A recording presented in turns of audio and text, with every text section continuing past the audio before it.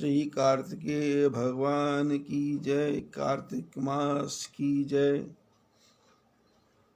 लक्ष्मी नारायण भगवान की जय। बद्री विशाल भगवान की जय। कृष्णचंद्र भगवान की जय। आज एक ऐसा दिवस है जिसका नाम है देव दिवाली, देवताओं की दिवाली।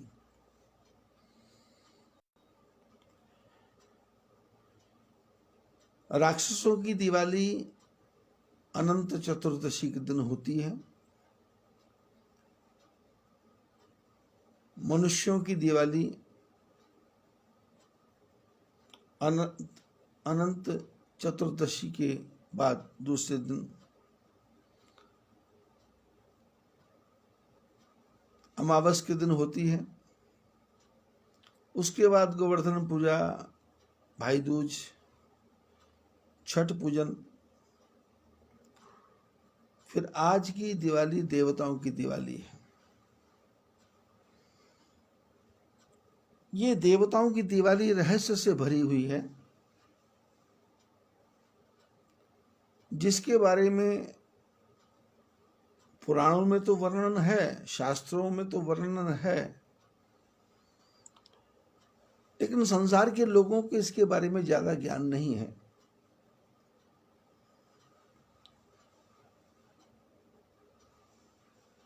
और आज कार्तिक मास का अंतिम दिवस भी है, तो मैंने विचार किया कि क्यों ना आज की ये कथा देवताओं की अर्पण की जाए, ऋषि मुनियों के अर्पण की जाए, ब्राह्मणों के अर्पण की जाए, राक्षसों के अर्पण की जाए, सबके नाम का दिया जलाया जाए। हमारे घर के सामने से, हमारे परिवार से, हमारे संसार से कोई भी अंधेरे में ना रहे, ऐसा दीपक जले कि जो कभी बुझे ही नहीं, अनंत काल तक जलता रहे, अनंत काल तक। वैसे तो परमपिता परमात्मा ने ऐसी व्यवस्था कर रखी है, सूर्य को बनाया, ऐसा दीपक बनाया जिसमें घी डालना पड़ता नहीं, बाती लगानी पड़ती नहीं, माचिस लगानी पड़ती नहीं, पत्थर को घिसना नहीं पड़ता, और वो दिया ऐसा प्रकाश दे रहा है, सारे विश्व को दैदीप्यमान कर रहा है। पशु पक्षी, जीव जंतु, विश्व की सारी जीवात्माएं उस सूर्य देव का दर्शन करने के लिए उत्सुक रहती हैं, कब निकलेगा। ऐसा भी नहीं है कब निकलेगा, उसका समय है। और संसार में जो फंसे हुए प्राणी हैं,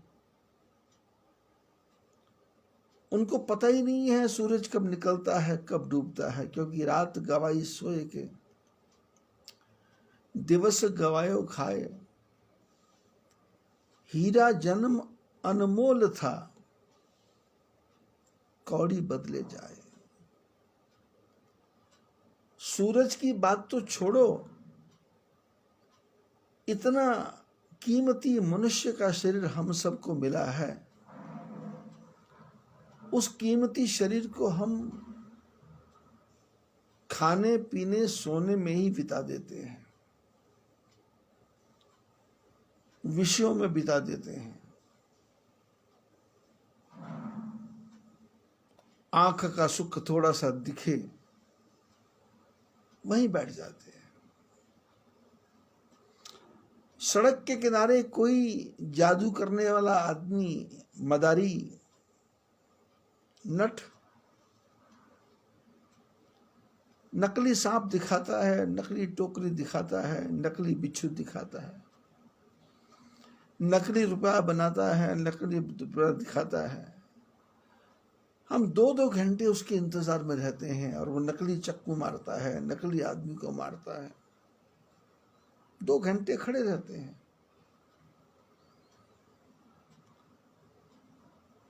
सड़क पर चलता हुआ भालू दिखाई दे जाए अकेला, हम छतों पर चढ़ करके उसको देखने लगते हैं, और जब तक वो आंखों से दूर ना हो जाए हमारी आंखें उसी पे लग जाती हैं। समय का भान नहीं है हमको। कान में कोई गीत सुनाई दे तो हम संसार के सारे काम छोड़ करके उस कान के गीत की तरफ लग जाते हैं। शायद कुछ और बढ़िया सुनाई देगा, कैसे शायद कुछ और बढ़िया सुनाई देगा, पर हमारा ध्यान जाता नहीं कि जिस परमात्मा ने सुंदर गीत बनाया होगा, जिस परमात्मा ने ये गीत बनाने वाले का गला बनाया होगा, जिस परमात्मा ने ये स्वर बनाए होंगे, जिस परमात्मा ने ये बीणा बनाई होगी, जिसने बीणा में ऐसे ऐसे तार जोड़े होंगे और उसमें ऐसे ऐसे संगीत जोड़े होंगे, उस बीणा बनाने वाले की तरफ हम कब देखेंगे? पूरा जन्म बीत गया, व्यर्थ चला गया। सूरज को कौन देखेगा? अपने बेटे को देखने की फुर्सत नहीं है। सूरज को कौन देखेगा? अपने लाए हुए गहनों को देखने की फुर्सत नहीं है। सूरज को कौन देखेगा? अपने घर में बीमार माता पिता को देखने की फुर्सत नहीं है। सूरज को कौन देखेगा? बेटा कौन सी कक्षा में पढ़ता है ये बाप को पता नहीं है। बेटी कितनी जवान हो गई ये बाप को पता नहीं है। भाई इसके लिए क्या क्या कर रहा है इसको पता नहीं है। बहन इसके लिए क्या क्या कर रही है इसको पता नहीं है। माता पिता इसके लिए क्या क्या कर रहे हैं इसको पता नहीं है। ये तो अपनी धुन में, सुबह होती है शाम होती है, जिंदगी यूं ही तमाम होती है।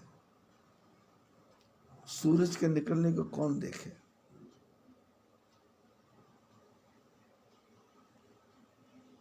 हमने सोचा आज देव दीपावली है, लेकिन सूर्य भगवान बोलते हैं मैं तो रोज निकलता हूं, दिवाली तो रोज की है। आप प्रसन्न हैं, दिवाली है। आप खुश हैं, दिवाली है। आपको आनंद आ रहा है, दिवाली है। आप उत्सव में हैं, दिवाली है। लेकिन उत्सव में कमियां नहीं निकालना, आनंद में कमियां नहीं निकालना।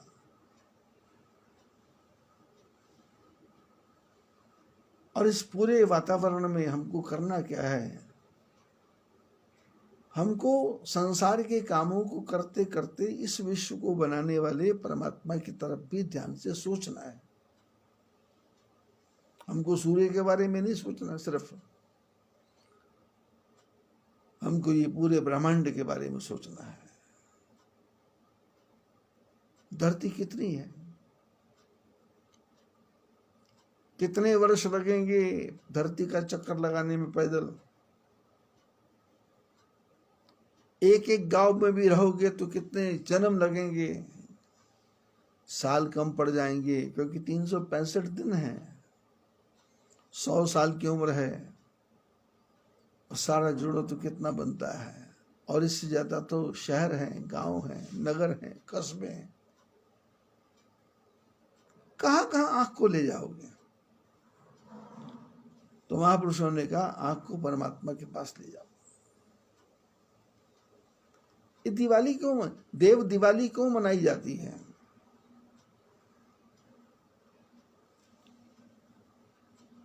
हमने पिछले दिनों में चर्चा की थी, कल की कथा में भी चर्चा की थी, परसों की कथा में भी चर्चा की थी कि भगवान नारायण देवोत्थानी एकादशी के दिन बलि के दरवाजे से, बलि के घर से निकल करके बाहर आए और अपनी जगह शंकर भगवान को रख दिया। शंकर भगवान पहरा दे रहे हैं।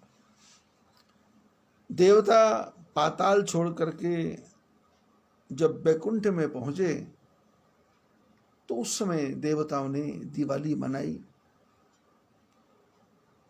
और मनुष्यों ने भी खुशियां मनाई कि चलो शादियों का मुहूर्त शुरू हो गया, मकान बनाने का मुहूर्त शुरू हो गया।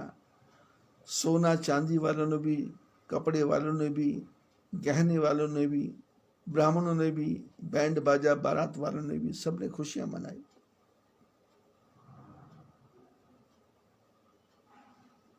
पर यह साल विचित्र साल है। शनि का प्रकोप है। सूर्य भगवान मंत्री हैं, मंत्री छोटा, सूर्य बड़ा। सूर्य के पुत्र हैं शनि, लेकिन बेटा बाप से बड़ा हो गया। वो आपने कथा सुनी है, मुलायम सिंह का बेटा, वो क्या नाम, अखिलेश, उसने क्या हाल किया पूरी पार्टी का। ऐसे ऐसे शनि संसार में पैदा हो जाते हैं। ये हमारे राहुल नाम का लड़का है, क्या हाल किया। उसकी मां ने छल कपट प्रपंच करके, झूठ और अपने जितने भी पैंतरे थे सब करके उसने 10 साल शासन किया। पर बेटा क्या कर रहा। शनि सूर्य का पुत्र है, लेकिन हुआ क्या, शनि राजा इस साल बन गया और सूर्य जो बाप है वो मंत्री बन गया। राजा की बात बाप को माननी पड़ती, बेटे को माननी पड़ती है। लेकिन चलो अच्छा हुआ, सूर्य मंत्री बना। चलो कोई तो अच्छा मंत्री बना जो प्रकाश देने वाला है। और हुआ ये, यदि विज्ञान की दृष्टि से भी आप थोड़ी गहराई से देखें तो इस समय सूर्य पृथ्वी से थोड़ा दूर है। आपने देखा कितने ग्रहण लग गए, 5 ग्रहण लग गए इस साल, 5 ग्रहण। कारण क्या है? कारण सूर्य धरती से दूर है और सूर्य धरती से दूर होने के कारण उसकी पूरी किरणें धरती पर नहीं आ रही। धरती पे किरणें नहीं आने से क्या है, वातावरण बदल गया, सर्दी ज्यादा हो गई, ठंड ज्यादा पड़ने लग गई, बरसात जाना होने लग गई, ग्लेशियर बढ़ने लग गए। और जब सर्दी ज्यादा होती है तो जो वायरस है उनको पनपने का मौका मिलता है, बीमारियां बढ़ती हैं। क्योंकि हमारा आपका जो शरीर है वो कफ पित्त बात से बना हुआ है। लेकिन कफ पित्त बात अकेले अकेले रहें तो उनका अलग अलग गुण है। लेकिन प्रीति करे जो तीनों भाई, उपजई सन्निपात दुखदाई। जब कफ पित्त बात तीनों ही मिल जाते हैं तो फिर निमोनिया हो जाता है, सन्निपात हो जाता है, फेफड़े खराब हो जाते हैं, फुसफुस खराब हो जाते हैं। सांस के साथ में वो वायरस पेट शरीर के अंदर घुसता है। वायरस नहीं घुसता, माने कफ शरीर में जम जाता है। वायरस नहीं है, ये कफ शरीर में जमता है। क्योंकि कफ पित्त बात से शरीर बना है। लेकिन जब तीनों इकट्ठे हो गए, पित्त ने भी कफ से दोस्ती कर ली, बात ने भी कफ से दोस्ती करनी, मित्रता कर ली, तो सन्निपात हो गया। सूर्य मंत्री है, राजा की आज्ञा है, विश्व में विनाश करना है, तो विनाश करने के लिए बम के गोले थोड़े चलाएंगे। जैसे टीवी वाले देखा आपने, यदि आप पिछले 7 महीने में टीवी वालों की वो क्लिप खोल के देखें तो इतने बम, इतने गोले उन्होंने चला दिए हैं। यदि वो सारे गोले चल जाएं, जितने गोले, गोलियां, रॉकेट, मिसाइल और बम इन टीवी वालों ने हमको दिखाए टीवी के ऊपर, यदि वो सारे चल जाएं तो शायद ये पूरी धरती का राख हो जाएगी, समुद्र का पानी सूख जाएगा, पूरी वायु प्रदूषित हो जाएगी और आकाश कहीं दिखाई नहीं देगा। वायु भी खराब, आकाश भी खराब, धरती भी खराब, समुद्र भी खराब। जितने गोले ये लोग चला रहे हैं, यदि इसका धुआं फैल जाए तो सूरज 2000 साल तक सूरज धरती पे दिखाई नहीं देगा। लेकिन भगवान जब सृष्टि का विनाश करते हैं, वो सूर्य के गोले नहीं फेंकते, वो तो एक मलेरिया का एक छोटा सा कण फेंक देंगे, मलेरिया से लोग मर जाएंगे। डेंगू फेंक देंगे, उससे लोग मरने लग जाएंगे। चिकनगुनिया फेंक देंगे, उससे लोग मरने लग जाएंगे। इस साल थोड़ा है। आप यदि ये विचार करें कि इस साल ये वायरस आया है, जो भी नाम इसका है, मैं तो इसको कुछ नहीं मानता, पर जो भी वायरस आया है 2019 में लोगों ने कहा था नवंबर में आया, पर मेरे को तो अक्टूबर में आ गया था, सन्निपात मेरे को हो गया था। लेकिन ये जो वायरस आया है, नाक पे कपड़ा रखो, मुर्दे के नजदीक जाओ, तो पिछले साल और उसके पिछले साल जब स्वाइन फ्लू हुआ था और लोग मर रहे थे, तो भी तो ऐसा ही हो रहा था। आप लोगों को याद होगा, मैं अकोला में था, महाराष्ट्र में। अमरावती में से किसी माँ बेटे दोनों को स्वाइन फ्लू हो गया, उनको नागपुर लेके गए। जब डेड बॉडी आई तो परिवार का लोग कोई नहीं गया। ये मास्क पहनना आज का नहीं है, ये पिछले साल से है। आज से 30 साल पहले मेरे को डायरिया हो गया था,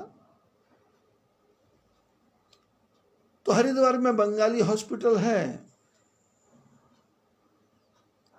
ज्यादा महात्मा लोग वहीं जाते हैं अपनी दवा करवाने के लिए, क्योंकि वो लोग महात्मा हैं, ध्यान भी देते हैं, बात भी करते हैं, प्रेम से बात करते हैं और साथ में ताना भी मार देते हैं।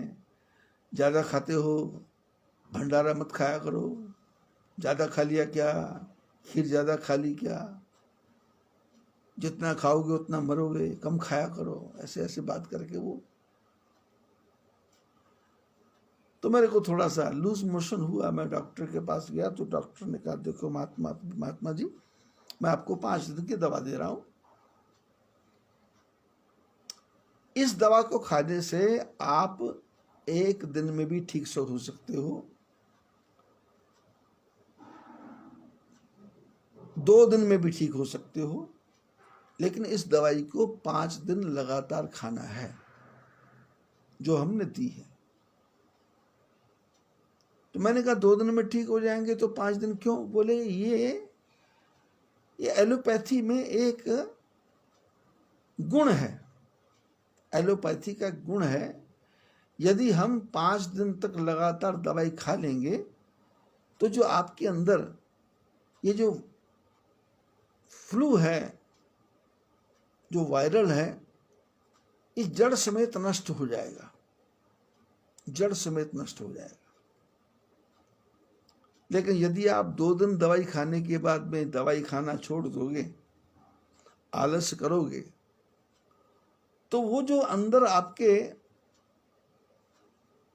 कीटाणु है, जो अंदर आपके जीव है, वो मरेगा नहीं, वो बेहोश हो जाएगा और बेहोश होकर के वो आपके शरीर में बैठा रहेगा। और उसके बाद जब उसको ताकत मिलेगी तो फिर डबल होके आएगा वो। अभी आपको डायरिया हुआ है, लूज मोशन हुआ है, 2 बार 3 बार लेटरिन जाते हो, यदि वो दोबारा आया तो शायद आपको 15 दिन तक लगातार लूज मोशन लगा रहे, और फिर ये जो दवाई है ये काम नहीं आएगी, इससे 10 गुना बड़ा डोज आपको देना पड़ेगा। ऐसे मेरे जीवन में घटनाक्रम हुआ।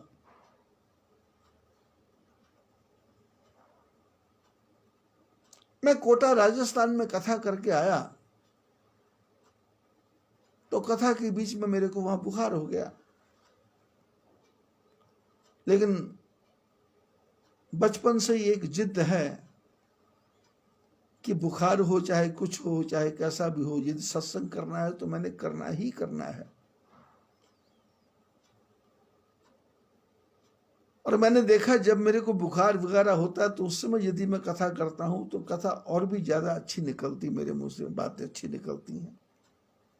बुखार 104 हो, 105 हो, 103 हो, मैंने सत्संग कभी छोड़ा नहीं। कोटा राजस्थान में बुखार हुआ।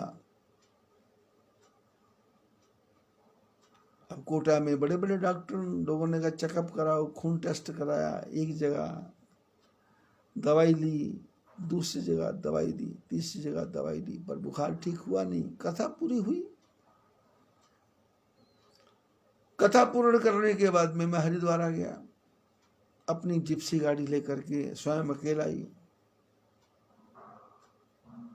कितनी लंबी यात्रा होगी, 2 दिन में पहुंचा हरिद्वार। हरिद्वार आश्रम में आया तो आश्रम वालों को पता लगा महाराज जी को बुखार है।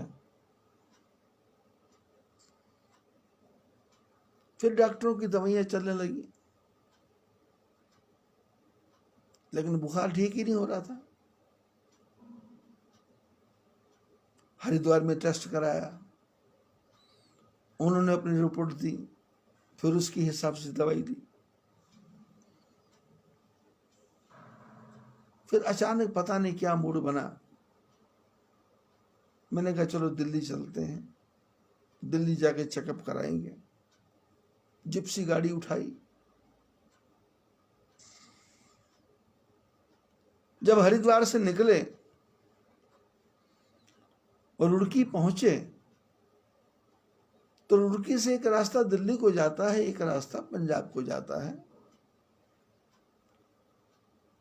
और इसी बीच में बद्रीनाथ की यात्रा में नंगल से, भाखड़ा नंगल से ब्रजमोहन जी और उनकी धर्मपत्नी नीलम अपने साथियों के साथ में बद्री केदार की यात्रा करने आए थे और एक रात आश्रम में रुके थे। मेरा उनसे कोई परिचय था नहीं, लेकिन सत्संग करने के बाद में उनको अच्छा लगा, आश्रम व्यवस्था अच्छी लगी, और व्यवस्था अच्छी लगने के बाद वो मेरे पास बैठे और बैठ करके कहा कि महाराज आनंद आया।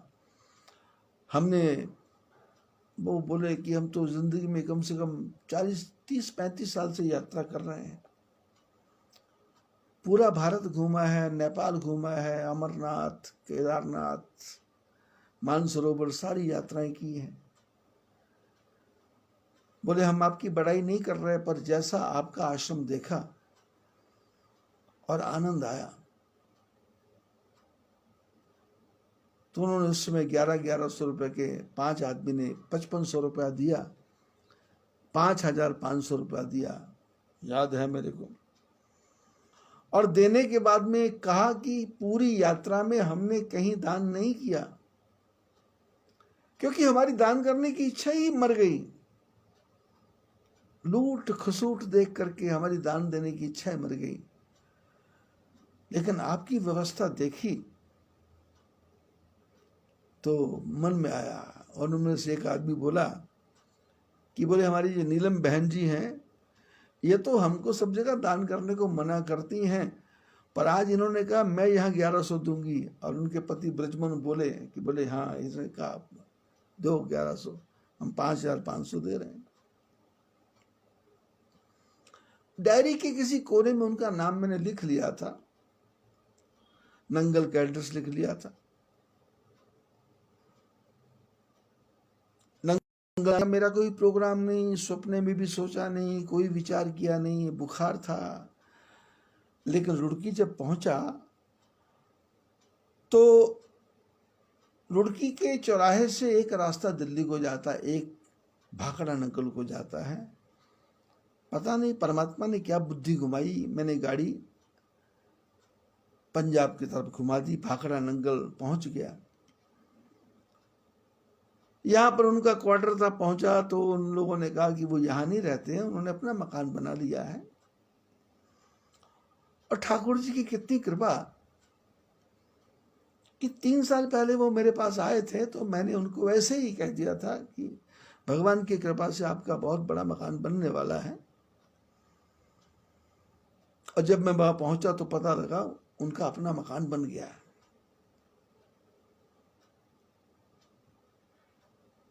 उस समय फोन की ज्यादा व्यवस्था थी नहीं। लोगों ने कहा अजोली मोड़ जाओ, ऊना से पहले अजोली मोड़ है, अजोली मोड़ से मुड़ना, फिर आगे उस तरफ थोड़ा घूम जाना,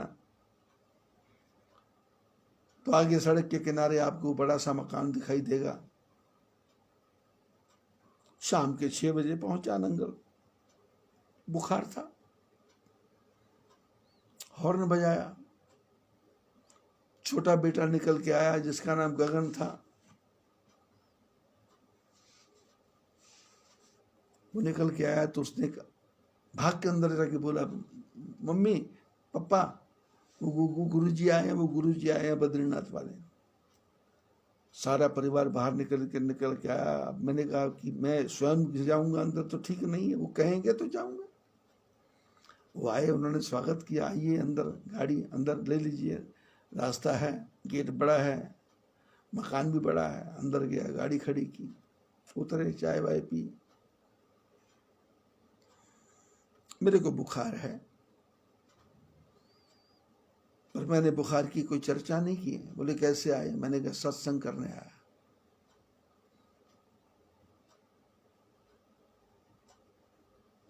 बोले ठीक है, करेंगे व्यवस्था। यहां वो रहते तो वो तो गांव में था, सत्संग नंगल में होना था। तो उन दिनों रामनवमी का समय था, रामनवमी नहीं, थोड़ा सा दिवाली के आसपास, पता नहीं कौन सा उत्सव था। तो उस समय पहुंचा था मैं।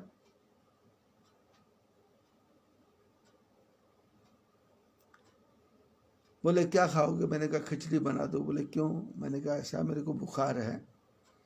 तो उन्होंने हाथ लगाया। बोले अकेले आए हो? मैं कहा नहीं। बोले और कौन है? मैंने कहा ठाकुर जी साथ में है। तू अकेला नहीं, प्यारे राम तेरे साथ में है। लेकिन फिर भी उन्होंने कहा महाराज किसी आदमी को तो साथ रखना चाहिए। मैंने कहा आप लोग हैं ना। रास्ते में जितने शहर थे वो सब मेरे अपने था, अपने लोग थे, कोई चिंता वाली बात नहीं है।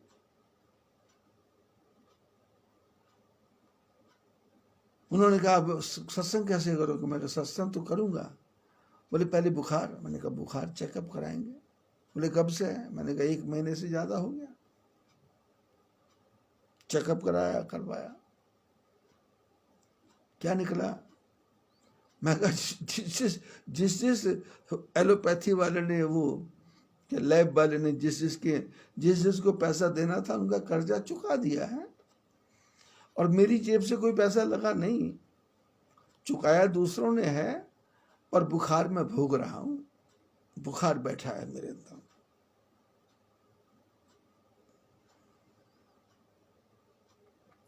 शाम को ही उन्होंने किसी को फोन किया, वो लोग आए और आकर के बातचीत हुई। तो बातचीत होते होते हुआ कि भाई अच्छा हुआ महात्मा जी आ गए, बहुत अच्छा हुआ महात्मा जी आ गए। बोले क्यों?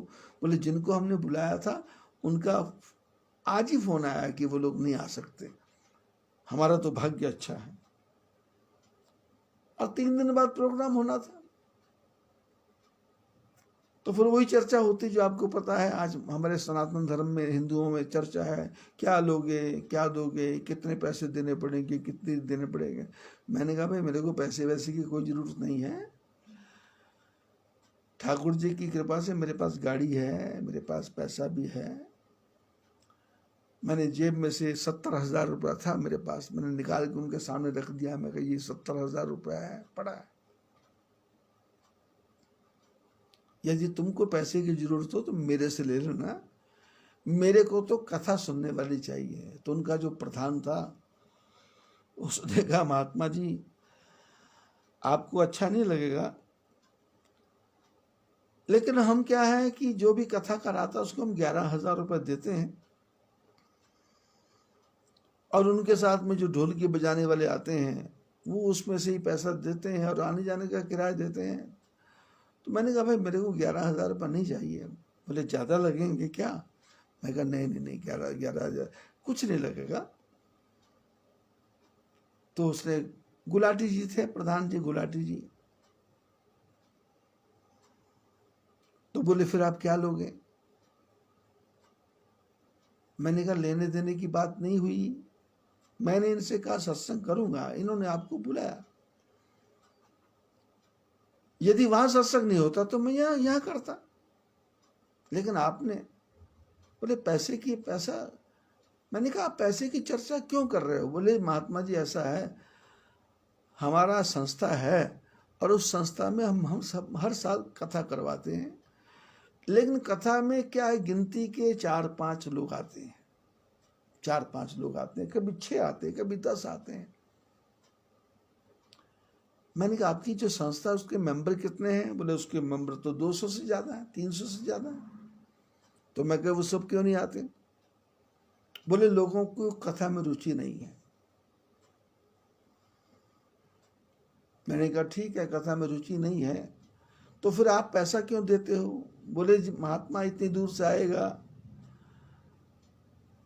3-4 दिन 5 दिन कथा करेगा और उसके बाद में वो खाली रहेगा तो उसका घर परिवार कैसे चलेगा? मैंने कहा मेरा ना घर है ना परिवार है, ये पैसा 70,000 रुपये रखा है, ये ब्रजमोहन जी को दे रहा हूँ, ये संभाल के रख लेंगे और जब मैं जाऊंगा ये मेरे को वापस कर देंगे। बोले जनता तो आएगी नहीं। मैंने कहा देखो कथा मैं करने आया हूं, जनता को सुनाने नहीं आया गुलाटी जी, मैं कथा सुनाने आया हूं ठाकुर जी को।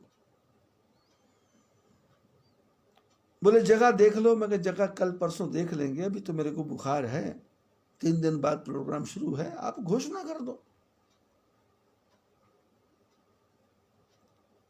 ब्रजमोहन जी ने कहा कि महाराज कल हम आपका ब्लड टेस्ट करवाएंगे। तो हाँ एक बच्चों का डॉक्टर है, बच्चों का दवाखाना, उसमें डॉक्टर, उसमें जो लैब के टेक्नीशियन है अमरजीत सिंह जी थे।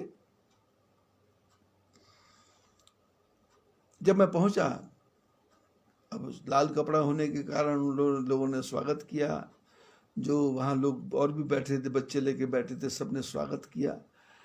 और ब्रजमोहन जी और नीलम जी दोनों गए, उन्होंने जाके कहा कि अंदर कि हमारे गुरु जी आए हैं। हालांकि मैं उनका गुरु नहीं था, मित्रता थी। तो डॉक्टर ने देखा, बुलाया 2 मिनट के लिए, बोले ऐसा करो ब्लड टेस्ट करवा लो और उसके बाद दवाई देंगे।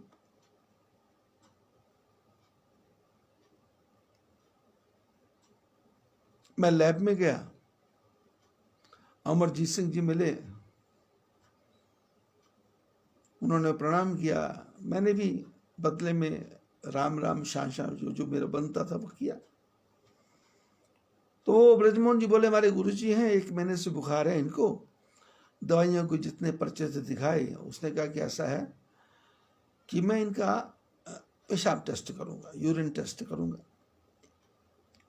तो एक बोतल में पेशाब दिया, पेशाब लेके वो लैब में चला गया। लैब में जाने के बाद में उसने बाहर आया और मेरे को आके बोला महात्मा जी अंदर आओ। मैं गया अंदर, बोले बाबा जी चोर मिल गया। मैं सुन के हैरान, बोले चोर? कौन चोर मिल गया? तो उसने वो दिखाया जो उनका वो माइक्रोस्कोप होता है, तो नीचे शीशे में किसी पात्र में रखा होगा पेशाब थोड़ा सा, तो उसने ऊपर से दिखाया तो अंदर एक छोटा सा काले रंग का कीटाणु घूम रहा है। बोले ये आपको पेशाब में इन्फेक्शन हो गया है, ये चोर है, इस चोर को पकड़ना है और इसको मारना है, ये चोर है। आपको खून में इन्फेक्शन नहीं है, ब्लड में कोई इन्फेक्शन नहीं है, आपके यूरिया में, पेशाब में इन्फेक्शन है। ये चोर काले रंग का बैठा है। डॉक्टर को रिपोर्ट दी, डॉक्टर ने दवाई दी और एक गोली में ही वो सारे चोर मर गए। कोटा वाले, हरिद्वार वाले सब लोग टाइफाइड की दवाई दे रहे थे, मलेरिया की दवाई दे रहे थे, फ्लू की दवाई दे रहे थे, डेंगू की दवाई दे रहे थे, और उसने यूरिन इन्फेक्शन की दवाई दी और दवाई खाते ही एक दिन में मेरा बुखार ठीक हो गया।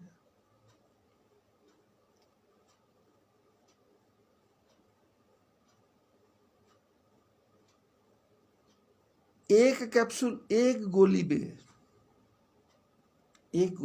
तो डॉक्टर से मैंने पूछा दूसरे दिन, मैंने कहा दवाई और? बोले आज फिर यूरिन टेस्ट करा लो। टेस्ट कराया, नॉर्मल निकला। बोले दवाई खाने की आवश्यकता नहीं। और फिर हमने वहां सत्संग शुरू किया। सत्संग 5 दिन,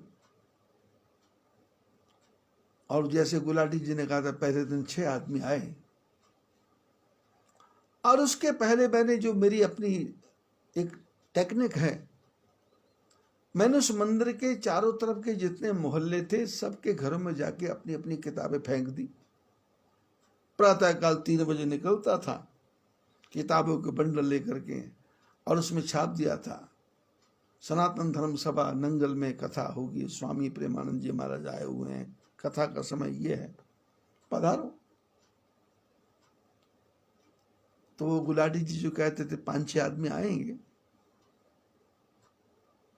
तो जब मैं वहां गया, क्योंकि मेरा समय 8 से 10 समय, और मैं लोगों का क्या होता है, कथाकार क्या करते हैं कि जनता आएगी तो वो आएगा, फिर वो माला पहनेगा, फिर वो तिलक लगाएगा, फिर वो छापे लगाएगा, फिर उसके ढोलकी वाला आएगा, फिर वो टी पी पू पू पा पा पू पा पा पा करेंगे, फिर वो माइक से आवाज़ आएगी, फिर उसके बाद भी लोगों को बाहर पता लगेगा कि हाँ शुरू हो गया, तो चलो चलो चलो।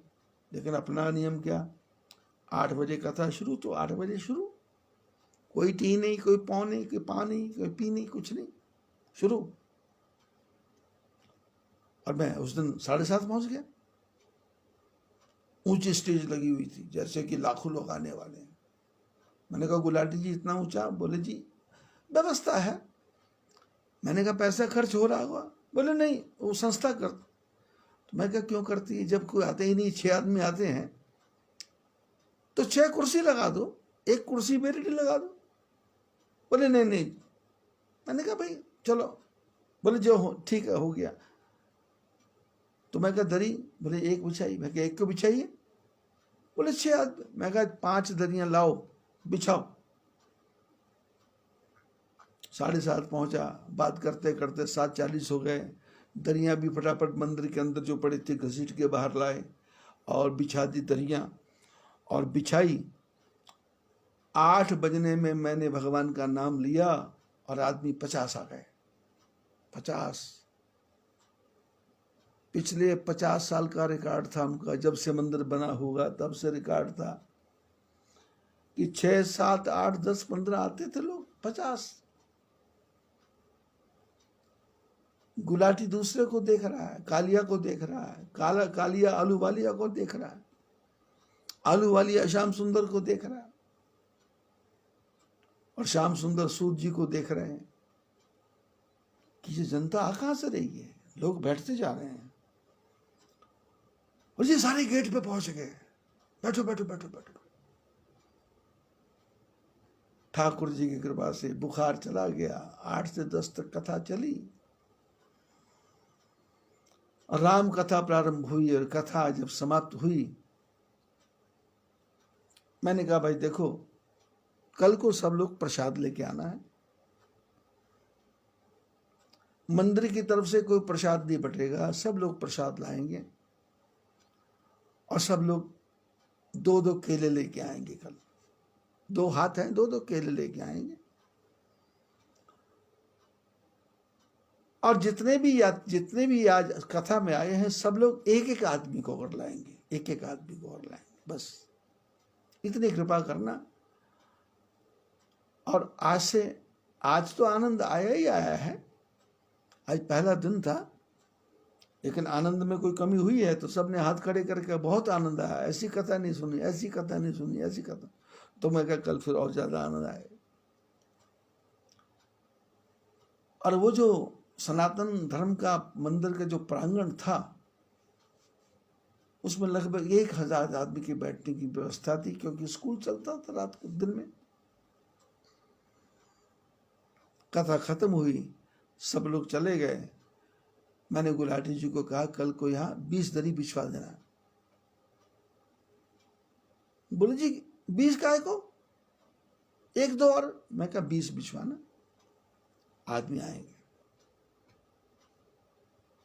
5 दिन कथा पूरी होने में 1 दिन बाकी था, 4 दिन हुए।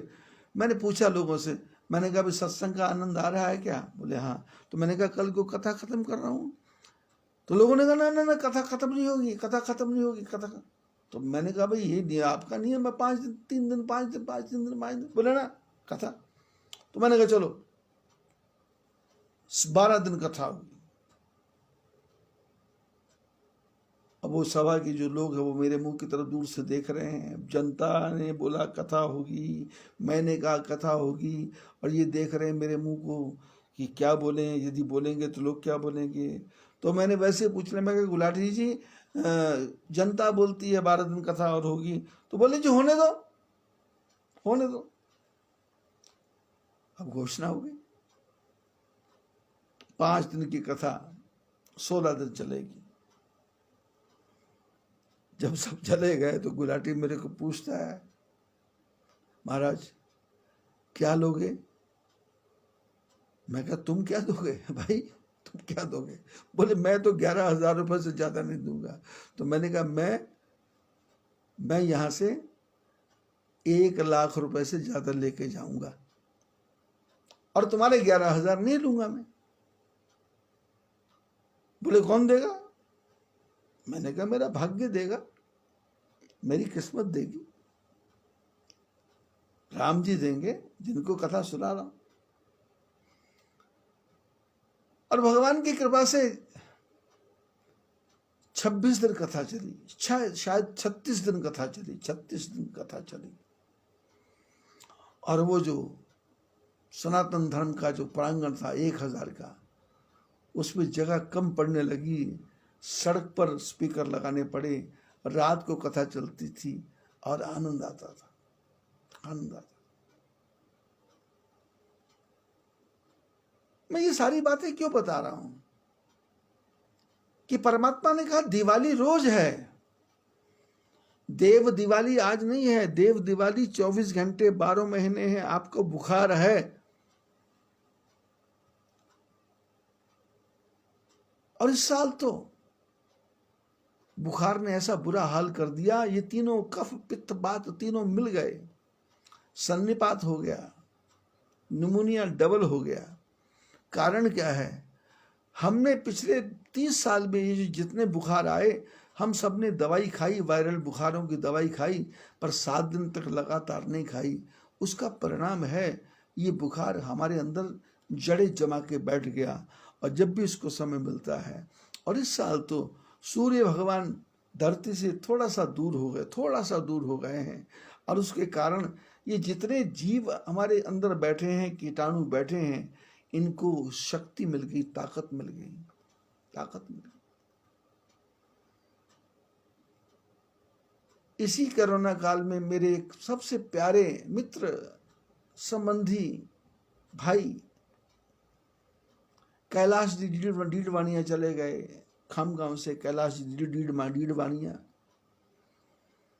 जिनको मैं अपना अन्नदाता माना करता था, वो मेरे को भाई मानते थे। जिंदगी में उन्होंने किसी साधु की रिस्पेक्ट नहीं की, जिंदगी में उन्होंने किसी साधु को नहीं माना, जिंदगी में उन्होंने किसी साधु का संग नहीं किया, किया भी होगा दूर से, लेकिन मेरे से उनका इतना अंतरंग प्रेम था कि उनके धर्मपत्नी ने मेरे को भोजन के लिए बोल दिया तो वो स्वयं लेके आते थे, क्योंकि मेरा कोई आग्रह नहीं है। कोई गरीब बुलाए तो जाना है, अमीर बुलाए तो जाना है, कोई बोलता पैदल चलो तो पैदल जाना है, कोई बोलता स्कूटर ले आऊं तो बोले ठीक है, कोई बोलता है लूना है टूटी हुई, मैंने कहा चलेगा भाई, कोई बोलता कार है तो बोले स्वागत है भाई, कोई बोलता हमारे साइकिल है तो मैं बोलता साइकिल मैं चला लूंगा, तुम पीछे बैठ जाना, जाते हैं। अब कैलाश जी को मेरा स्वभाव पसंद आया, पता नहीं क्या पसंद आया। पहली बार तो वो अपने उसको मोपेड को ले आया जो 30 साल पुराना था, बैठा गया पटपट करते, उसका वो सस्पेंशन भी ठीक नहीं था। घर पहुंचे, स्वागत हुआ, दोबारा वो अपना ट्रक ही लेके आ गए, चले गए, तीसरी बार अपनी कार लेके आ गए, चले गए, चौथी बार अपनी नई कार लेके आ गए, चले गए। इतना प्यार था। और इसी कोरोना काल में उनका देहांत हो गया, शरीर शांत हो गया। जब मैंने उनके बारे में सुना तो मन के कोने में दुख हुआ, कष्ट हुआ, मरने का कष्ट नहीं हुआ,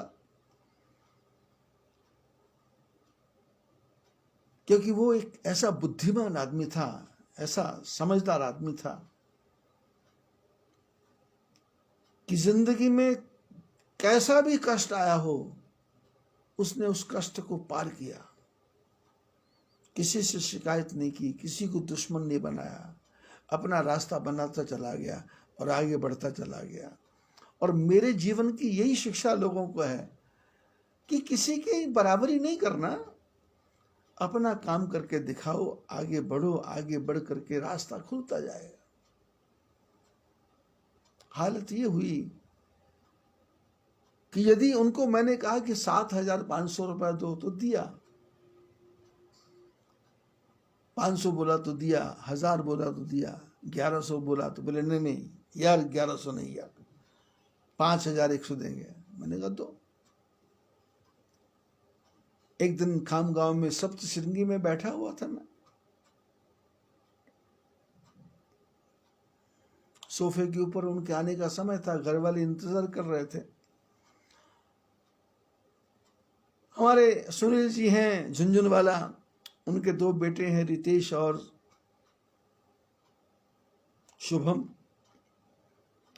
शुभम तो बॉम्बे में काम करता है, लेकिन रितेश मेरा सिर चढ़ा, मेरे साथ में किसी प्रकार की भी उलझुल बात कर लेता, और अपने भी बुरा नहीं मानते कि बच्चे हैं, ठीक है अपने बच्चे हैं कोई बात नहीं। तो ऐसे उसकी एक तरफ माँ ने कहा कि गुरुजी के हाथ पर दबा थोड़े से। मैं तो अपनी तरफ से आग्रह करता नहीं, लेकिन उसने कहा तो बोले मैं दबाऊं क्या? मैं कहा दबा। अब वो दबाने लगा, अब दबाने लगा तो नीचे दबा रहा था तो सोफे पे चढ़ गया, सोफे पे चढ़ के मेरी पीठ दबाने लगा, और पीठ दबाने लगा तो मैं दबाते दबाते थोड़ा मेरे को रिलैक्स हुआ तो मेरी आंख बंद हो गई। इतने में कैलाश जी आ गए। अब कैलाश जी आए तो उन्होंने देखा, मेरे को प्रणाम किया, तो आंख बंद थी, मैंने देखा ही नहीं। तो इन्होंने उसको रितेश को नीचे उतारा, नीचे उतार के और सोफे पे चढ़ गए, और सोफे पे चढ़ के मेरी पीठ को जोर जोर से दबाने लगे। और मैंने देखा हाथ कुछ बदल गया है और थोड़ा सा ज़्यादा रिलैक्स हो रहा है, और ऐसा लग रहा है जैसे कोई समझदार आदमी, बुद्धिमान आदमी कोई प्यार से कोई दबा रहा है, ऐसा लग रहा है, और भी अच्छा लग रहा है। और मैं बोल रहा हूँ रितेश हाँ ऐसे दबाते हैं, रितेश हाँ ऐसा दबा, हाँ ऐसा दबा। और वो इसे सामने खड़ा हंसने लग गया। अब सामने से हंसी आई तो मैंने देखा रितेश सामने खड़ा है, तो मैंने देखा अरे कौन दबा रहा है, तो जब पीछे देखा तो कैलाश जी दबा रहे। वो ऊपर से उसको इशारा कर रहे, बोलना नहीं बोलना नहीं बोल। तो वो दबाया, तो मैंने कहा कैलाश जी आप? बोले हाँ मैं दबा रहा हूँ। मैंने कहा कैसा? बोले कैसा लग रहा है? मैंने कहा ऐसा लग रहा है जैसे आपने अपने पिताजी की सेवा की हो, दादाजी की सेवा की हो। बोले हाँ दादाजी के पैर दबाता था। मैंने कहा ये रितेश ने तो कभी अपने बाप की पैर नहीं दबाए, इसको क्या पता, ये तो जिंदगी में पहली बार दबा रहा था और इसको पता नहीं था। पर मैं सोच रहा था ये दबा रहा था तो अंगूठा लगा रहा था जिससे दर्द हो जाए, और आप दबा रहे हो तो बड़ा शानदार। ऐसे थे हमारे कैलाश जी रीडवानिया। और पिछले 2 साल से बेटे को उन्होंने पढ़ाया लिखाया, उसको भारत में बियर फैक्ट्री पे भेजा सेवा करने के लिए, वहाँ से ड्यूटी लगी, फिर वो घर आया, उसके बाद अपने भाइयों को स्टैंड किया, किशोर मॉल खोला, किशोर मॉल, दद्दू जी नाम से प्रोडक्ट खोले, शुद्ध प्रोडक्ट। अब काजू कश्मीर बादाम की अलग से दुकान है। और फिर उनके काम को देख के मैंने कहा भाई 36,500 रुपये लगेगा, 100 रुपये रोज का लगेगा भैया। तो उन्होंने 36,500 दिया 1 साल। पिछले साल भी दिया। मेरे को लग रहा था मन से कि इस साल शायद नहीं देंगे, पर नहीं, उन्होंने बिना बोले 36,500 दिया। लेकिन फिर मेरे मन से निकला कि मैंने कहा इसमें 7,000 और बढ़ाओ, क्योंकि आपने नई दुकान खोली है। तो उन्होंने वो भी बढ़ाया।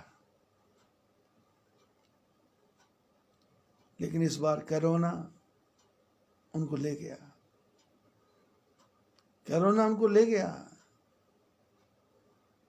वो तो गए, पर मेरे लिए अपने बेटे करण को छोड़ गए। किराने की दुकान, काजू किशमिश बादाम की दुकान छोड़ गए। शायद आज या कल में 11,000 रुपये उनका आने वाला है। ये बातें मैं क्यों बता रहा हूं? मैं बता रहा हूं कि ये बीमारी आज की नहीं है, ये वुहान की बीमारी नहीं है, ये चाइना की बीमारी नहीं है, ये अमेरिका का फैलाया हुआ छल कपट प्रपंच है।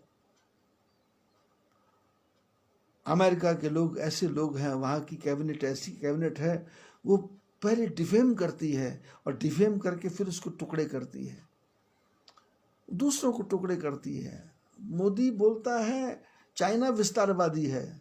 चाइना विस्तारवादी है, था, लेकिन अमेरिका विस्तारवादी है, ये नहीं होता है क्या? ये बीमारी आज की नहीं है, ये बीमारी हमारे जन्म जन्म की बीमारी है। हम सब ने, भारत के लोगों ने कोर्स पूरे नहीं किए, और डॉक्टरों ने भी हमको डांटा नहीं कि कोर्स पूरा क्यों नहीं किया। कोर्स पूरा कर लेंगे, बीमारी ये नहीं आएगी, लेकिन हम कोर्स पूरा, एलोपैथी का नियम है, जो बीमारी है उसको जड़ से खत्म करना, कोर्स पूरा करो। पर हम बुखार को ठीक होते ही बीमारी खत्म कर देते हैं। 3 दिन पहले मैं चमोली में गया था, डॉक्टर सेमवाल हैं, वो अपने मरीज को दवाई दे रहे थे, और दवाई देते देते बोल रहे थे देखो 6 दिन तक नहाना नहीं है। जबकि हमारे सनातन धर्म वालों को, महात्माओं को, पंडितों को बोलेंगे तो बोलेंगे बिना नहाए, बिना कुल्ला किए तो रोटी भी नहीं खाना, दातुन भी नहीं करना। डॉक्टर बोल रहा था 6 दिन नहाना नहीं है, और इस दवाई से बुखार 1 दिन 2 दिन में ठीक हो जाएगा, पर दवाई 7 दिन खाना है, 7 दिन खाना है, 7 दिन खाना है। बीमारी तुम्हारा कुछ नहीं बिगाड़ेगी।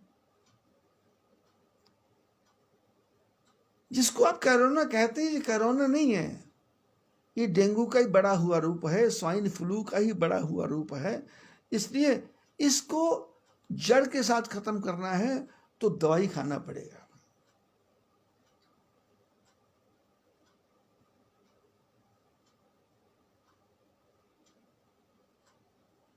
बोले जब तक नहीं है दवाई तब तक नहीं है ढिलाई। दवाई की आवश्यकता ही नहीं है। आप अपने को कंट्रोल करो, पर कंट्रोल कौन कर रहा है? सुन रहे हो ना फेसबुक पे, हमारे भाई साहब के यहाँ बेटी हुई है, हमारे भाई साहब के यहाँ बेटा हुआ, हमारे यहाँ भैया बेटा हुआ है। 1 साल का रजिस्टर उठा के देखना, पता लगेगा जिनकी जिंदगी में कभी बच्चा नहीं होने वाला था उनका भी बच्चा हो गया। कौन सोशल डिस्टेंस का पालन कर रहा भाई? बस जिसको पूछो, शादी में भीड़ भाड़ होती है, देखो सोशल डिस्टेंस का पालन नहीं होता। क्यों? दूसरे की शादी है, भीड़ हो गई, अंदर जलन हो रही है, अंदर आग लगी है, अंदर फूक रहे, जल रहे हैं। बीमारी ऐसे नहीं आया करती, बीमारी तो हमने पाली है, बीमारी का हमने पोषण किया है, बीमारी को हमने आमंत्रण दिया है।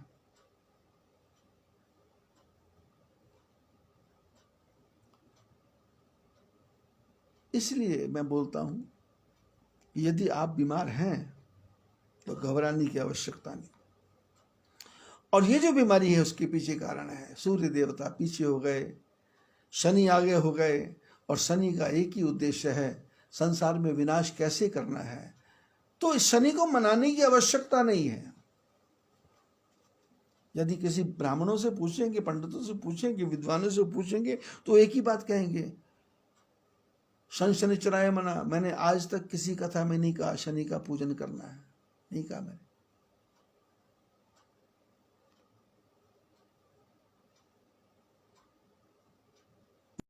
नमा इतना बोला था मैंने, 11 दीपक जला लो, हो गया था, शनि का पूजन हो गया। अब तेल चढ़ाओ, हर शनिवार जाओ, कोई जरूरत नहीं है। शनि सूर्य का बेटा है, हम सूर्य भगवान को मानेंगे। और सूर्य भगवान को मानने के लिए क्या? मैंने कहा था तुलसी का पौधा जल चढ़ाओ और सूर्य भगवान को जल दो। रविवार को दो, सोमवार को दो, मंगल को दो, लोग कर रहे हैं।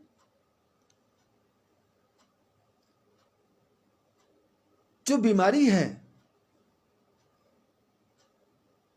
यूट्यूब वालों के पीछे मत पड़ जाना। यदि आप यूट्यूब खोल के देखेंगे तो आपको पतला होने की 1 लाख दवाइयां बता देंगे, आयुर्वेदिक दवाइयां बता देंगे, और एक से बढ़ के एक गुरु पैदा हो गया यूट्यूब के अंदर, फेसबुक के अंदर, ये कर लो, ये कर लो। कुछ नहीं करना, आपको डॉक्टर के पास जाना है और डॉक्टर के पास जाकर के टेस्ट करवाना है। और डॉक्टर किसके पास जाना है? जो आपका फैमिली डॉक्टर है। भटकना नहीं है, अटकना है। और डॉक्टर से चेकअप करा करके उसको बोलना पूरे टेस्ट कर दो। और यदि आपकी उम्र 50 साल से ऊपर है तो आपको हर साल अपने पूरे शरीर के टेस्ट करवाने ही करवाने हैं, क्योंकि उम्र के साथ साथ बीमारियां बढ़ती हैं। मैं हर साल अमरावती जाता हूं, पारश्री हॉस्पिटल में। हमारी बेटियां निर्मला है, उनके पति गोपाल जी हैं राठी, तो मेरे 30-35 प्रकार के टेस्ट वो कर देते हैं, फ्री में टेस्ट कर देते हैं। और फिर बॉडी का टेस्ट कराना, MRI करवाना हो तो गोविंद खंडेलवाल हैं, उनका रंगीन लैब भी है, दूसरा भी है, और वो स्कैन वगैरह भी सब मेरा कर देते हैं, फ्री में कर देते हैं। उनकी धर्मपत्नी भी है, सुनीता है या सरिता है, वो शुगर की स्पेशलिस्ट हैं, वो शुगर की तपास कर देती है। उनके यहाँ एक अंजलि नाम की है जो डाइटिशियन है, वो मेरे को डाइट का चार्ट बना के दे देती है, पर मैं वो चार्ट वार्ट का तो करता नहीं। जो मेरा मन है वो दाल रोटी खाना है, हरि के गुण गाना है। तो चेकअप कराना जरूरी है। अरे देव दिवाली तब ना मनेगी जब हम जिंदा रहेंगे। यदि हम मर ही गए तो देव दिवाली क्या मनेगी? यदि हम लकवे से जमीन बिस्तर पर पड़ गए तो देव दिवाली कहाँ मनेगी? पैर सुन्न हो गए तो देव दिवाली कहाँ मनेगी? आंखों में मोतिया हो गया तो देव दिवाली कहाँ मनेगी? कानों से सुनना बंद हो गया तो देव दिवाली कहाँ मनेगी? दिमाग ने सोचना बंद कर दिया तो देव दिवाली कहाँ मनेगी। अब 66 साल की उम्र है, 30 साल पुराने नाम मेरे को याद है। कहाँ गुलाटी जी का नाम, अहलुवालिया जी का नाम आ गया, कहाँ अंजलि का नाम आ गया, कहाँ सुनीता का नाम, सरदा का नाम, सबका नाम याद। सबसे पहले बीमारी में टेस्ट। पर होता क्या है, हम संसार के काम में इतने उलझ जाते हैं कि अपने शरीर का ध्यान ही नहीं रखते। इसलिए 15 दिन का समय निकाल लो, साल में 15 दिन का समय निकाल लो, घूमने फिरने के लिए नहीं। मैंने एक दिन बताया था कथा में, जगन्नाथ मंदिर में भगवान को बुखार होता है हर साल। 15 दिन तक जगन्नाथ स्वामी क्वारंटीन में बंद रहते हैं, अकेले रहते हैं। उनको काढ़ा पिलाया जाता है, आयुर्वेदिक औषधियां पिलाई जाती हैं, फिर उनका बुखार ठीक होता है, फिर उनको घूमने के लिए लेके जाना पड़ता है, फिर उनको खिचड़ी खिलाई जाती है, फिर उनको 56 भोग भी खिलाए जाते हैं। ऐसे ही देव दिवाली मनाना है तो पहले शरीर फिट होना चाहिए, दवाई का कोर्स करना चाहिए। इसी बीच में मेरी इच्छा हो रही है आपको बताने की कि 2012 में मेरे को बोन टीबी हो गई। मेरी रीढ़ की हड्डी में टीबी हो गया। उसके पीछे कारण, टीबी होने का कारण कुछ नहीं था। 1992 में मैं असम गया था जिप्सी गाड़ी लेकर के, वहां से सामान भर के ला रहे थे आश्रम के लिए। लखनऊ के पास में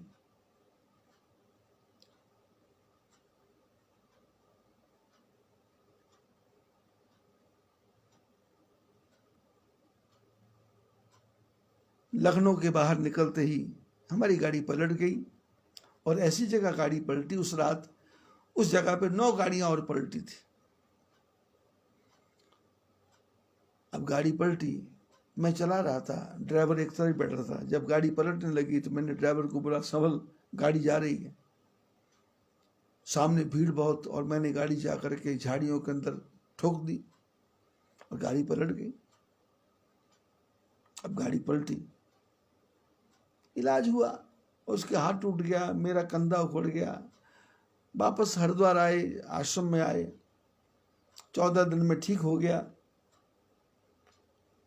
उस समय हमने एमआरआई वगैरह करवाया नहीं था, तो उस एक्सीडेंट में रीढ़ की हड्डी में कोई झटका लग गया होगा। तो उस समय थोड़ी उम्र ठीक ठाक थी, उसको तरफ ध्यान ही नहीं दिया। अब दूसरे कामों में लगे रहे, पीठ की रीढ़ की तरफ ध्यान गया नहीं, और वो 2012 में उभर आया। दर्द नहीं उभरा। डॉक्टर ने चेकअप किया तो बोले बोन टीबी है। इलाज करवाया, कहाँ? जालंधर में इंद्रप्रीत सिंह जी के यहाँ। 1.5 साल की दवाई दी तो मेरे को उसी बंगाली डॉक्टर की बात याद आ गई कि एलोपैथी का ये गुण है और अवगुण भी है कि कोर्स पूरा करना है, कोर्स पूरा करना है। तो 2012 से 1.5 साल का कोर्स था, मैंने 2 साल किया, और हर साल मैं उस डॉक्टर के पास जाता हूँ, अपना इलाज करवाता हूँ। आज मैं ठीक हूँ, भला हूँ। ये जो आप मेरी शेप वगैरह देख रहे हैं, मेरे शिष्य लोग मेरे को परेशान करते हैं। कभी दाढ़ी वाड़ी मेरी बढ़ जाती है, क्योंकि मेरे को कंघा वंगा करने की आदत नहीं है। 40 साल से मेरे को हैबिट ही नहीं, कंघा करूँ मैं, सिर के बालों को ठीक करूँ। जैसा है ठीक है, ठाकुर जी के गुणगान गाना है, जैसा है भला है। अब लोगों ने कथा सुननी है, कथा में आनंद आएगा तो बेकार की शक्ल भी चली जाएगी। अष्टावक्र 8 अंग से टेढ़े थे, पर जनक जैसे लोग उनका स्वागत करते हैं। कुब्जा टेढ़ी थी, पर कृष्ण भगवान ने प्रेम किया। शरीर से क्या लेना है?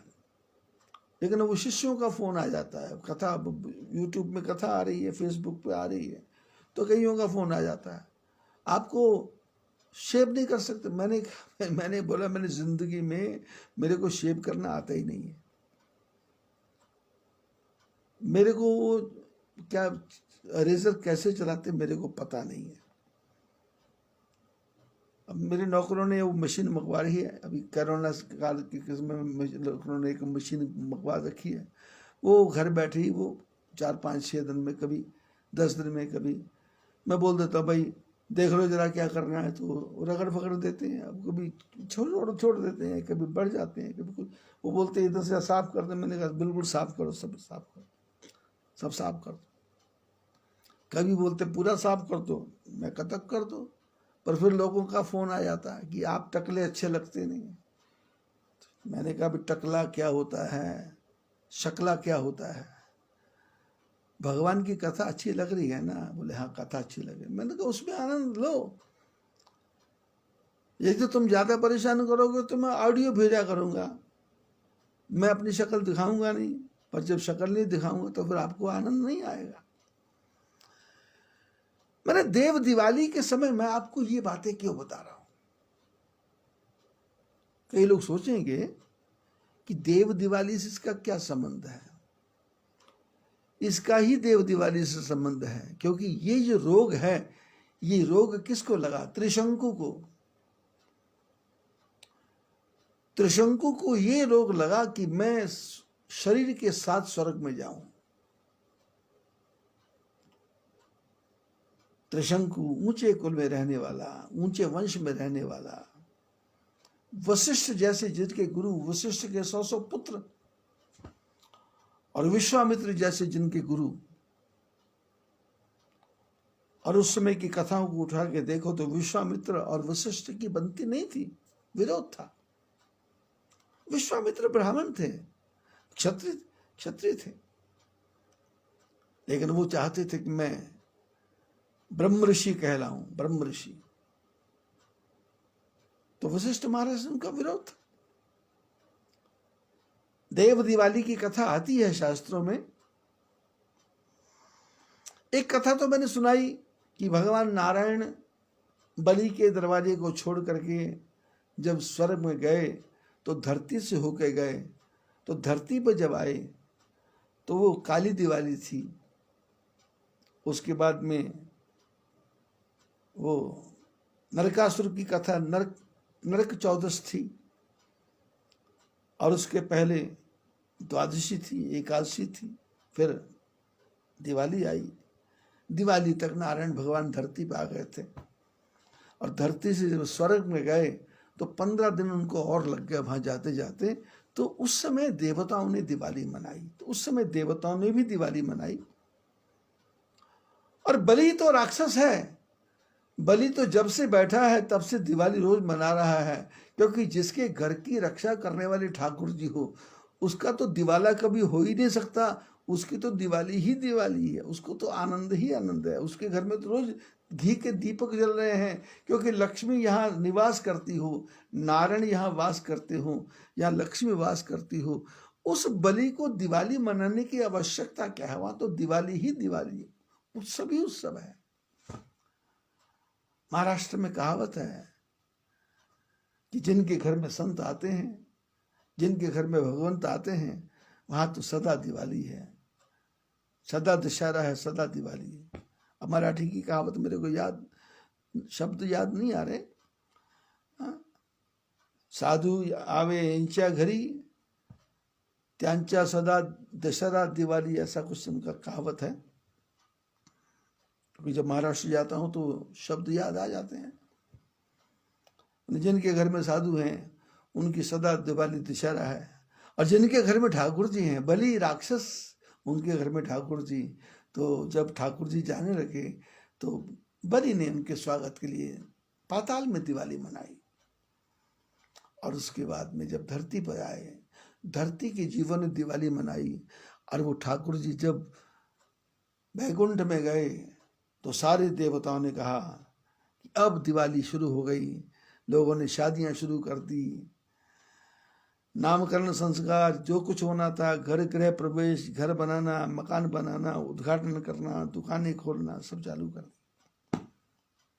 आनंद।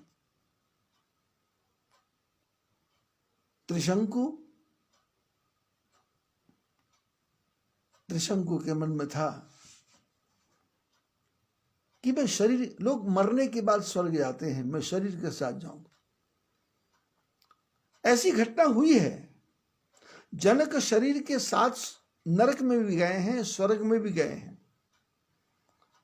युधिष्ठिर इस शरीर के साथ स्वर्ग में भी गया है और नरक के दर्शन भी हुए हैं। ऐसा नहीं है, शास्त्रों में लिखा है दशरथ स्वर्ग जाते थे। राजा रावण इंद्र को जीत के लाया था, कुबेर को जीत के लाया था। स्वर्ग जा सकते हैं, ऐसा कुछ नहीं है। स्वर्ग कहीं अलग है, दूर है, जाते हैं। हम भी जाते हैं, जा सकते हैं। यदि हमारे घर में स्वच्छ वातावरण हो, बढ़िया वातावरण हो, तो स्वर्ग जाने की आवश्यकता क्या है? हम अपने घर को स्वर्ग बना लेंगे। पति को क्रोध नहीं आ रहा, पत्नी को क्रोध नहीं आ रहा, बच्चों को क्रोध नहीं आ रहा, सबके मन के हिसाब से जैसा जो चाहता वैसा उसको करने की छूट है, किसी पे प्रतिबंध नहीं है, तो स्वर्ग ही तो है। और स्वर्ग का निर्माण कोई अलग से निर्माण थोड़ा करना, स्वर्ग तो मानना है, वैकुंठ तो मानना है। यदि आपको लगता है कि 4 आदमी को चाय पिला करके खुशी हो रही है, तो उस समय के वातावरण को देखो, कितना स्वर्ग का वातावरण होता है। खाने वाले वाह वाह करते हैं, खिलाने वाला वाह वाह करता है, खाने वाले बोलते बस बस बस, खिलाने वाला बोलता और लाऊं क्या, और लाऊं क्या, एक भजिया लेना पड़ेगा, एक पकौड़ा लेना पड़ेगा, एक तो लड्डू लेना पड़ेगा। अब स्वर्ग किसको कहते हैं? लोग कहते हैं पिताजी का स्वर्गवास हो गया। मैं कहा पिताजी का तो नरकवास ही हुआ होगा भैया, नरकवास। स्वर्गवास किनका होता है? अभी कल हमारे एक और मित्र खामगांव के, जिनका तो नाम लेने से भी मेरे मन में दुख होता है, युगल किशोर जी राठी, कल प्रातःकाल उनका देहांत हो गया इसी कोरोना काल में। कारण वही, बीमारी का इलाज करवाया नहीं और पैसे के पीछे भागते रहे, परहेज कुछ किया नहीं, और उसका परिणाम कल वो चले गए। अब वो मेरे मित्र भी थे, संबंधी भी थे, भाई भी थे, मेरे पुत्र भी थे। जब मैं उनके घर जाता था तो उनको लगता था कितने दिन रहेंगे गुरुजी? 1 दिन नहीं, 4 दिन, 6 दिन, 5 दिन, 7 दिन, 8 दिन, 10 दिन। कभी पानी पूड़ी ला रहे हैं, प्रातःकाल में सो के उठता था, नहाने के बाद में जब गेट पे आता था टेबल पे, तो सामने जलेबी पड़ी है और वो क्या बोलते हैं, खमन, लोचा, आलू बड़ा। संध्या का समय होता था तो गीले बड़े, सूखे बड़े आ जाते थे, जलेबी आ जाती थी। रात को 10 बजे जब मेरे सोने की तैयारी, 2 बच्चे सब आ जाते, 2 लड़कियां, उनकी कविता और सोनू, दोनों बच्चियां, माँ आ जाती, बैठ जाते, अरे लाओ आइसक्रीम लाओ, आइसक्रीम लाओ। तो आइसक्रीम का डिब्बा वो पैक आ जाता। फिर वो राठी जी अपने हाथ से चम्मच से, वो घूमने वाला चम्मच है निकालने वाला, उससे निकाल के बॉल पर डाल के देते। एक खा लेता, दूसरा खाओ, तीसरा खाओ। मैंने कहा शुगर है मेरे को भाई। बोले ठीक हो जाएगी, खा लो, मैं भी खा लेता हूँ।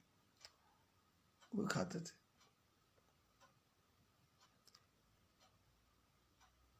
पूरी जिंदगी युगल किशोर राठी जी ने इतने लोगों को दलाल बनाया, इतने लोगों को ग्रेन मर्चेंट बनाया कि जिसकी गिनती नहीं है। कल वो चले गए। उनके घर में मेरे को 6-6 दिन, 7-7 दिन, 8-8 दिन रहने का मौका लगता था। एक कमरा उन्होंने यहाँ संभवाश्रम मायापुर में बनवाया, 2 कमरे उन्होंने हरिद्वार में बनाए। एक कमरा उन्होंने बनाया, एक कमरा उनकी धर्मपत्नी ने बनाया, 2 कमरे हरिद्वार में बनाए। कल जब मैंने उनका वो फेसबुक पे फोटो उनकी बेटिया ने डाला, तो पिछले 2 साल से किन्हीं कारणों से बोलचाल बंद थी हमारी आपस में। ठाकुर जी को इच्छा हुई होगी, वो भी चाहते थे बात करना, उनकी धर्मपत्नी भी चाहती थी बात करना, और मैं भी बहाने से बात करता था, जाता था। लेकिन कुछ गांठें संसार की है उसकी, जिसको मैं मानता नहीं हूं। फिर भी उनके घर गया। पिछले 5-6 दिन से मैं उनको बहुत याद कर रहा था कि मैं उनकी धर्मपत्नी मंगला राठी को फ़ोन करूं, युगल किशोर जी को फ़ोन करूं, लेकिन वो फ़ोन का नंबर आते फिर मन बोले क्या बोलूं, क्या कहूं, कैसे करूं। और कल जब उनका वो फेसबुक फोटो देखा तो फोटो देख के प्रसन्न हो गया मैं कि राठी जी का फोटो आया है, पान खाते हुए, मुस्कुराते हुए, हंसते हुए। लेकिन फोटो देखते देखते मैंने जब नीचे देखा तो एक लंबी लाइन लिखी हुई है, जन्म की तिथि और स्वर्गवास। स्वर्गवास का शब्द देखते ही मेरे को धक्का लगा। मैंने कहा किसी ने मजाक किया है क्या? लेकिन मेरे को पता था कि उनका स्वर्गवास होगा। मैं तो चाहता हूं, आज देव दीपावली है, भगवान के दिए जल रहे हैं, इन जलते हुए दियों के साथ में मेरे युगल किशोर राठी जी और मेरा कैलाश नीलवानिया दोनों ही विष्णु भगवान के साथ में बैकुंठ में वास करें और उनका जीवन आनंदमय हो। तो त्रिशंकु के मन में कामना थी कि मैं सशरीर स्वर्ग चला जाऊं। वशिष्ठ से कहा, वशिष्ठ बोले नहीं जा सकते। वशिष्ठ के 100 बेटों से कहा, उन्होंने कहा नहीं जा सकते। विश्वामित्र से विरोध था तो ये विरोध पक्ष में चला गया। विश्वामित्र बोले मैं तुमको बैकुंठ भेजूंगा, और बैकुंठ को भेजने की तैयारी वशिष्ठ महाराज ने स्वर्ग में संदेश दिया कि ये अनधिकृत आदमी आ रहा है, उसको रोक दिया गया। विश्वामित्र को क्रोध आया, उन्होंने कहा मैं नई सृष्टि का निर्माण कर दूंगा, नया ही स्वर्ग बना दूंगा, नया ही बैकुंठ बना दूंगा। और इन्होंने अब नया बैकुंठ बनाने की, नया स्वर्ग बनाने की चेष्टा की, पर देवताओं ने नया बैकुंठ नहीं बनने दिया। जैसे मैं कथा में बार बार आपसे कहता हूं कि ज्यादा मंदिर नहीं बनाओ, मंदिर पूरे शहर में एक ही होना चाहिए, वो भी शहर के बाहर होना चाहिए, और उस मंदिर के चारों तरफ कोई मकान नहीं होना चाहिए। वहां पर लोग दर्शन करने जाएं, वहां लोग पूजन करने जाएं। मूर्तिजापुर में आप जाएंगे तो वहां पर जो सनातन धर्म का वो है सत्संग भवन है, शहर के बाहर है। लोग घरों से निकल के जाते हैं, आनंद आता है। त्रिशंकु, विश्वामित्र ने कहा मैं इसको भेजूंगा। महात्माओं की पालकी बनाई और पालकी बना करके उस पालकी पे बिठाया।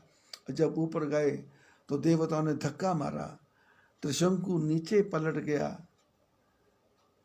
पैर ऊपर हो गए, सिर नीचे हो गए, बैकुंठ नहीं गया, और त्रिशंकु बैकुंठ में नहीं आ पाया। इस खुशी में सारे देवताओं ने दिवाली मनाई, और विश्वामित्र जी ने भी दिवाली मनाई कि जो मैं गलत कार्य कर रहा था वो मेरे हाथ से नहीं हुआ। और त्रिशंकु के मुंह से जो पानी निकला, लार निकली,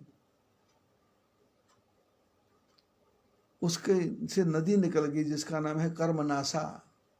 कर्मनासा उत्तर प्रदेश से आगे जाएंगे, वहाँ कर्मनासा नदी है। फिर वो यमुना जी में मिल जाती है। फिर वो कर्मनासा के सारे कर्म खत्म हो जाते, यमुना जी में आ जाती है।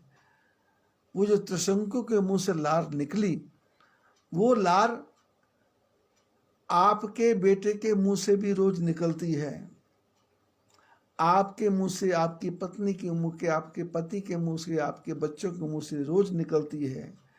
सोने समय मुंह में से वो गंदा पानी निकलता है, वो कर्म नासा है। कर्मनाशा रोज निकलती है, और कर्मनाशा नदी के ठीक करने के लिए ये जीभ से जो पानी गंदा निकला उसमें राम नाम का जप करेंगे, राम नाम का दीपक जलाएंगे, और राम नाम का दीपक जीह देहरी द्वार, इस देहरी पे जब जलेगा तो फिर क्या होगा?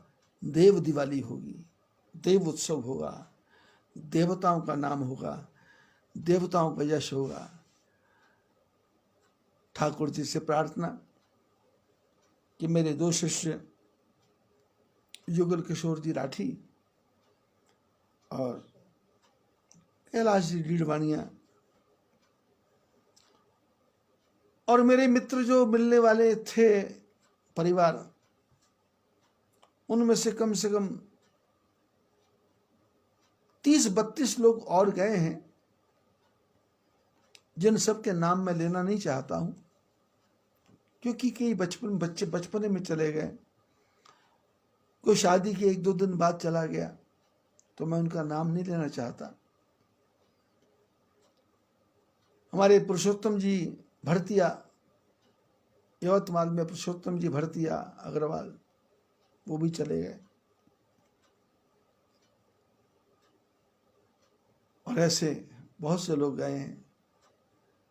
मैं चाहता हूं उन सब के घरों में देव दिवाली हो और वो सब लोग बैकुंठ में वास करें। आज की बात इतनी ही। ऐसे प्रातः काल से ही कथा करने का मन नहीं कर रहा था, मन में यह था कि छोड़ दूं आज, लेकिन फिर दिमाग में आया कि आया है सो जाएगा, राजा रंक फकीर, कोई सिंहासन चढ़ चला, कोई बंधा जंजीर। लेकिन मेरे जो शिष्य हैं वो तो सब सिंहासन पर चढ़ के जाएंगे, ठाकुर जी के चरण में जाएंगे। ऐसी प्रभु चरणों में प्रार्थना। आज दीपावली है, आप सब लोग अपने अपने घरों में एक एक दीपक जलाएं और उत्सव करें, आनंद करें। आज कार्तिक मास की कथा समाप्त हो गई, कल से कथा शुरू रहेगी, कथा बंद नहीं होगी, क्योंकि मैं इस साल इस आश्रम को छोड़ के बाहर नहीं जाऊंगा, क्योंकि बाहर अभी वैक्सीन तैयार हो रही है। वैक्सीन तो कुछ नहीं है, नाटक है। जैसे शनि महाराज हटेंगे वैसे ही सारा संकट दूर हो जाएगा। आप लोग सोशल डिस्टेंस में नहीं करता, इसका पालन करो। कोई नहीं कर रहा, कहीं नहीं कर रहा, सब नाटक है। बाहर भी जो हो रहा है वो पैसा बटोरने की बातें हैं, कंपनी वाले मास्क बेच रहे हैं। वो मोदी कह रहा है कि इस अंगूछे को लपेटो, पर पुलिस वाले बोलते अंगूछा नहीं चलेगा, क्योंकि वो पुलिस वाले भी एजेंट बन गए लोगों के कि पैसा 500, वो 500 नहीं, 100 रुपये दे मेरे को, जा अपनी स्कूटर पे बैठ। ये सब धंधा बन गया है, सब धंधा बन गया, कुछ नहीं है। साबुन से हाथ धोने की आवश्यकता नहीं है। ठाकुर जी के चरणों में प्रार्थना करो, और जो आपकी बीमारी है उसको डॉक्टर से चेकअप करा करके उसका जल्दी से जल्दी इलाज करो। आप ठीक रहेंगे, स्वस्थ रहेंगे, आनंद से रहेंगे। सभी को आशीर्वाद। बद्री विशाल भगवान की जय।